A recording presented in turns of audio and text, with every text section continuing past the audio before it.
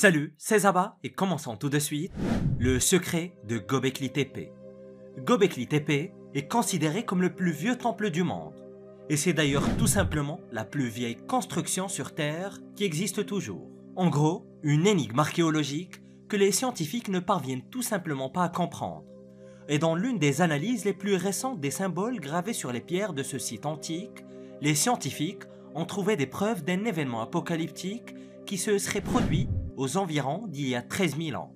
C'est peut-être cet événement mystérieux qui a tué les mammouths. Göbekli Tepe est situé en Turquie et a été construit vers l'an 9000 avant notre ère, et ce, par un groupe d'êtres humains inconnus.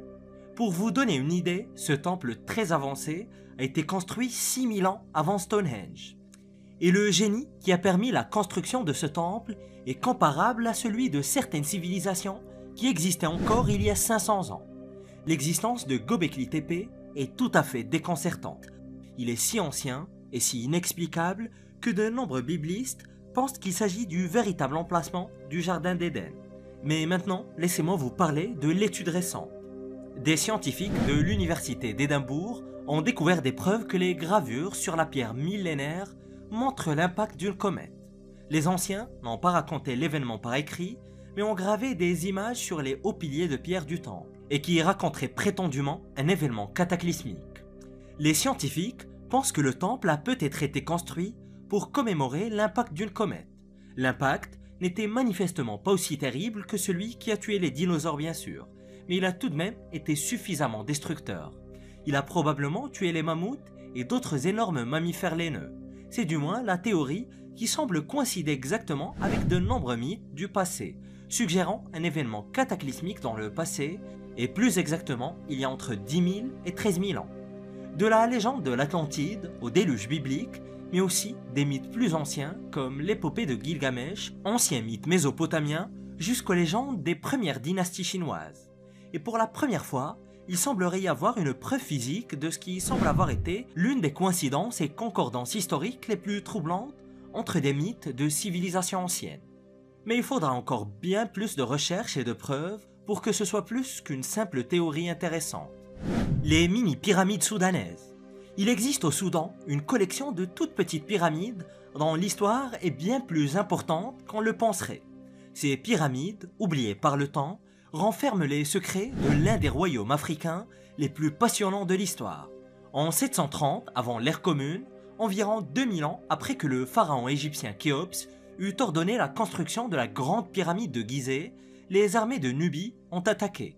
Les Nubiens ont envahi l'Égypte au bord de l'effondrement civil et se sont emparés du pays. C'est une période très étrange de l'histoire car l'Égypte, autrefois si obsédée par la construction de monuments, avait abandonné cette pratique, ou en tout cas en partie, et il ne construisait donc plus de complexes mortuaires gigantesques ni de pyramides pour tenter de gravir les nuages. Et d'ailleurs, l'Égypte était un royaume ruiné et presque au bord de la crise. Les Égyptiens étant en proie à des difficultés financières, les Nubiens ont saisi leur chance de s'élever dans le monde. Ils ont régné sur l'Égypte pendant une centaine d'années, et tout allait bien, mais cela n'a pas duré très longtemps.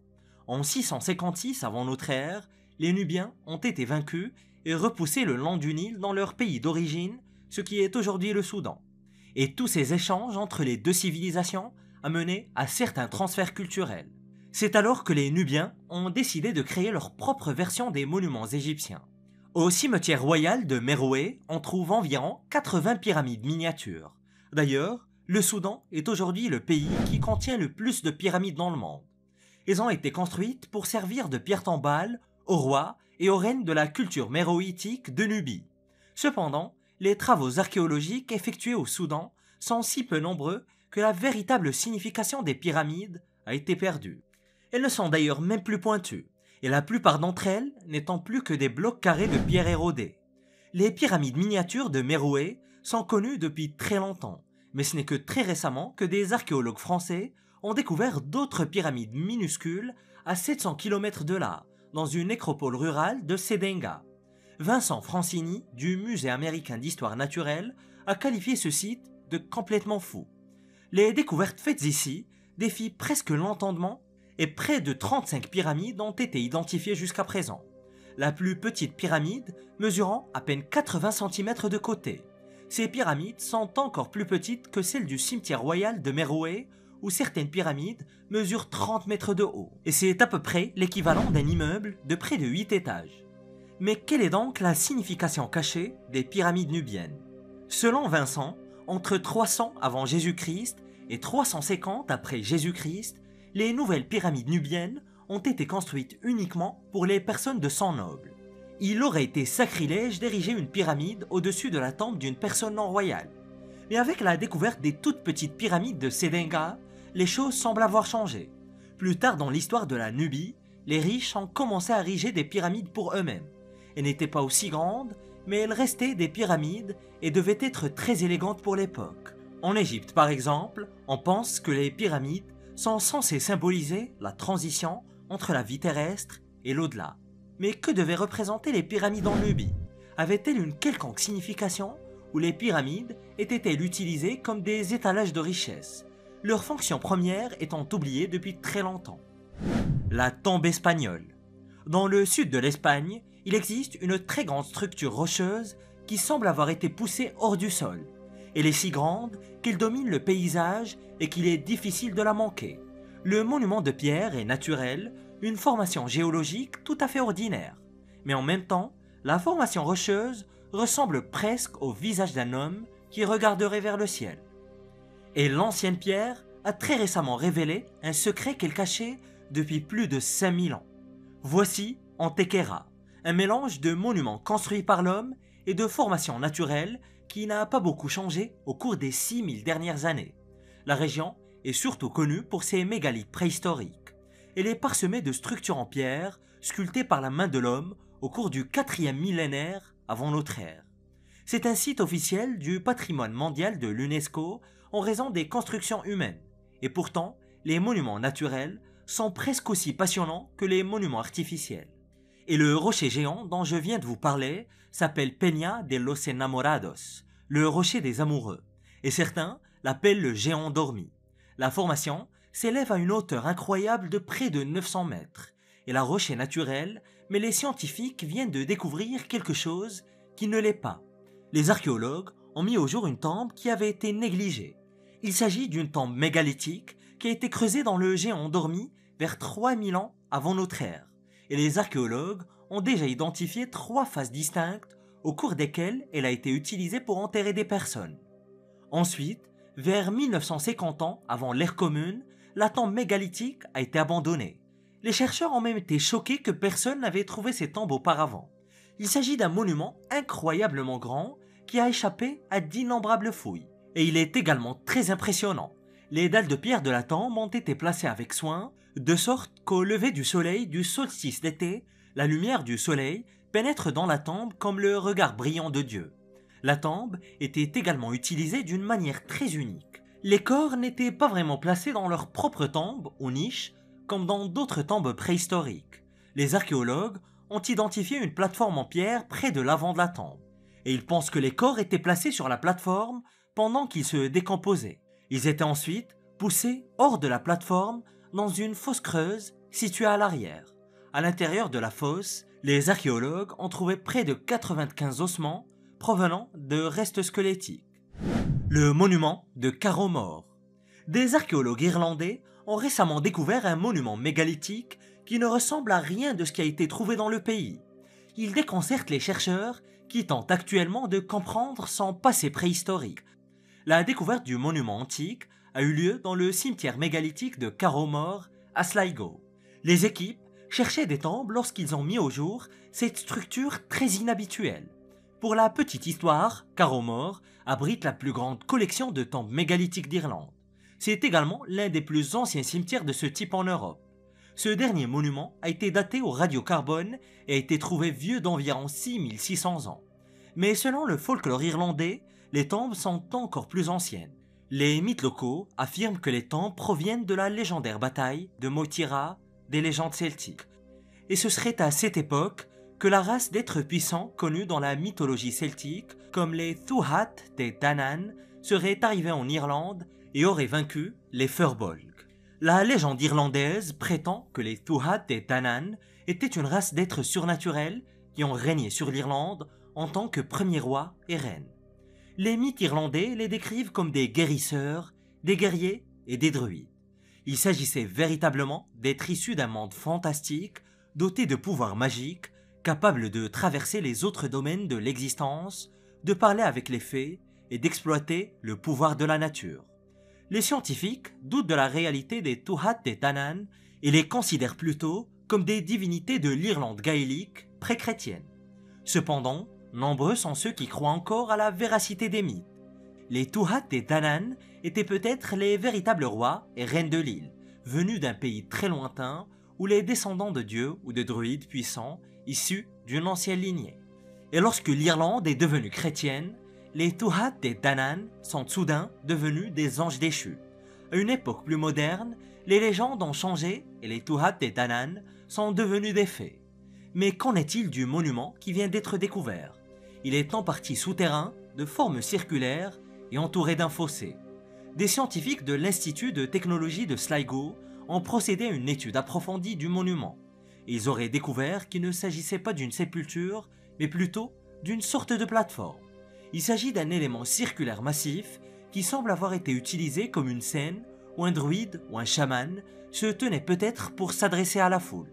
Pour l'instant, les véritables secrets du monument restent cachés. L'énigme du Rongorongo. Si vous vous souvenez, nous avons récemment parlé de l'une des langues les plus mystérieuses, le Rongorongo, et des tablettes encore plus mystérieuses de l'île de Pâques. Et il s'avère que des avancées très intéressantes à cette histoire ont été faites. Pour la première fois, un modèle 3D d'une tablette très mystérieuse a été créé. La tablette a été découverte sur l'île de Pâques, recouverte de l'indéchiffrable écriture Rongorongo, l'une des langues les plus mystérieuses du monde, venant de certainement l'île la plus mystérieuse au monde. Au XIXe siècle, plusieurs tablettes portant un étrange système d'écriture ont été découvertes sur l'île de Pâques. Et les scientifiques ont très rapidement compris qu'ils avaient affaire à une langue ancienne qu'aucun d'entre eux ne pouvait espérer déchiffrer. Même au cours des XXe et XXIe siècles, les scientifiques ont échoué dans toutes leurs tentatives de lire la langue perdue des tablettes. Et aujourd'hui, des chercheurs utilisent la technologie moderne pour faire remonter à la surface le sens caché des glyphes sur les tablettes.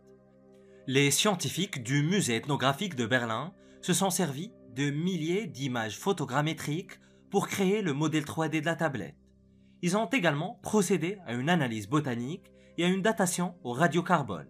Ils ont appris quelque chose de vraiment choquant. La tablette est loin d'être aussi ancienne que certains l'avaient prévu. Elle a été fabriquée au plus tôt en 1810 et à partir d'un morceau de bois provenant de l'arbre Portia de l'île de Pâques. Et alors qu'un seul côté de la tablette semblait couvert de glyphes, le modèle 3D a montré que les deux côtés étaient inscrits à l'origine. Les glyphes sont bel et bien présents, bien qu'invisibles à l'œil nu. Et c'est là que le suspense commence. Bien que les scientifiques sachent d'où vient le bois et quand elle a été fabriquée, l'écriture du Rongorongo leur échappe toujours. Les secrets du peuple originel de l'île de Pâques ne sont pas près d'être révélés. La pyramide de Théotone. Il existe au Mexique une colline apparemment ordinaire qui a vu naître et disparaître des civilisations. Il s'agit de la colline de Théotone, située à l'extérieur de San Pedro Yancutlapan, et elle est entourée de champs, de vergers et de grandes montagnes s'élevant au loin. Pour le commun des mortels, Théotone ne ressemble pas à grand-chose, juste à une colline d'herbe. Mais selon les habitants, Théotone est une pyramide cachée, la plus grande pyramide du monde d'ailleurs. Et en parlant de pyramide, petit quiz, savez-vous quelle pyramide est actuellement considérée comme la plus grande du monde? Allez, je vous donne un indice. Elle n'est pas en Égypte. La plus grande pyramide en volume de la planète est celle de Cholula, dont je ne vais même pas tenter de prononcer le mot, qui se trouve au Mexique.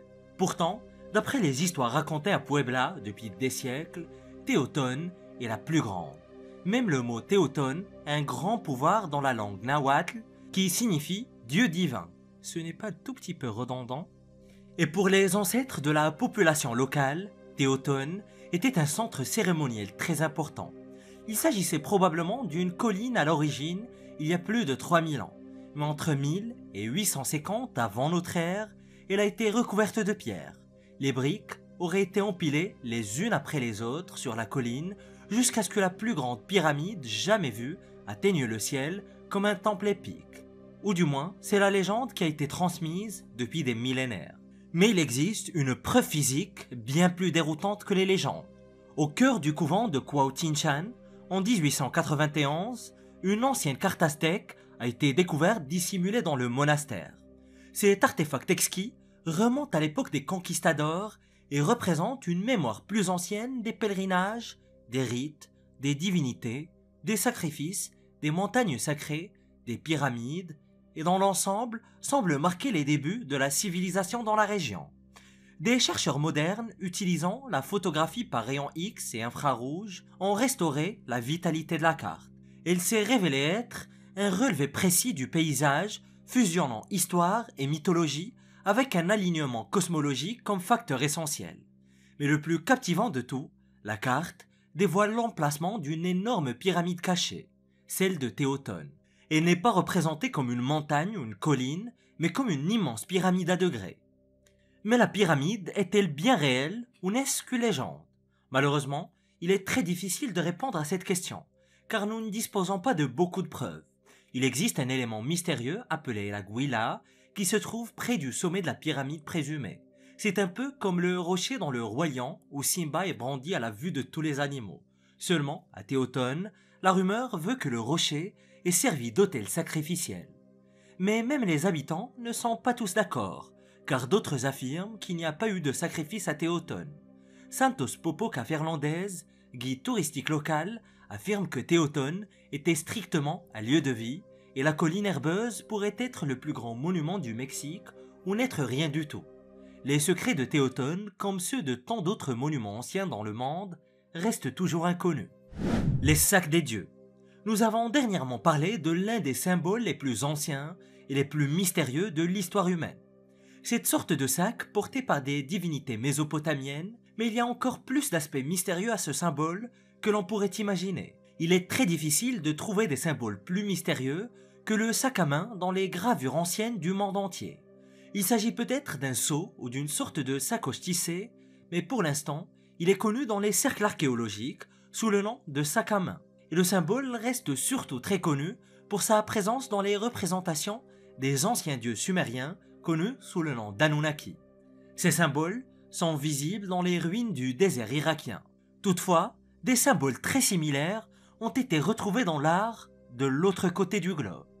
Les sacs à main Anunnaki ressemblent étrangement à des décorations similaires trouvées dans la culture maori de Nouvelle-Zélande ainsi que dans les ruines de la très mystérieuse civilisation Olmec d'Amérique centrale. La première apparition connue d'un tel symbole remonte à la fin de l'ère glaciaire et dans la plupart des cas, le sac à main présente une poignée et un fond rectangulaire. Il est parfois orné de différentes textures et de différents motifs et presque toujours, le sac à main est porté par un être mythique puissant, généralement un dieu. Mais que représentent ces objets inhabituels? Certains spécialistes pensent que le sac à main est une représentation du cosmos.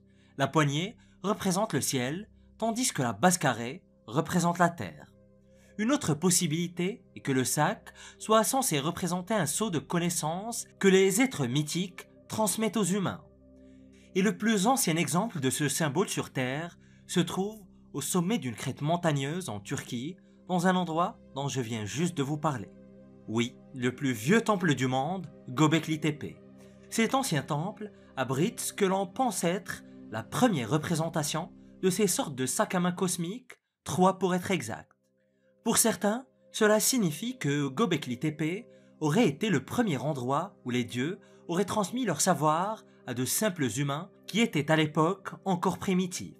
Et à y voir de plus près la civilisation humaine et les inventions qui changeront à jamais la destinée de la race humaine ont vu le jour à quelques encablures de là, en Mésopotamie, où l'agriculture a vu le jour, ainsi que les premières villes, les premières civilisations, l'écriture, les mathématiques, le zéro, la roue et bien d'autres inventions. Mais transfert de connaissances ou pas, il faut bien avouer que cet éveil évolutif soudain est unique dans l'histoire et relève quelque part du miracle. Peut-être est-ce le miracle de la vie. Et ces très mystérieuses reliques gréco-romaines révèlent un aspect terrifiant des sociétés antiques. Découvre-les en cliquant sur cette vidéo.